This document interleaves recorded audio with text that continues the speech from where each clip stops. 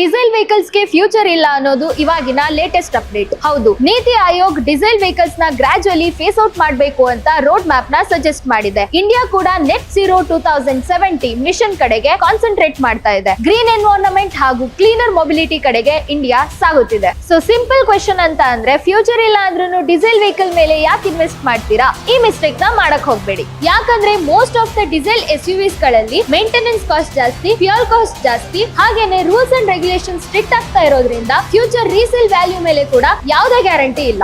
So ಇವಾಗ ನಿಮ್ಗೆ ಇರೋ one of the best option ಅಂತ ಅಂದ್ರೆ ಮಾರುತಿ ಸುಜುಕಿ ವಿಕ್ಟೋರಿಸ್ CNG.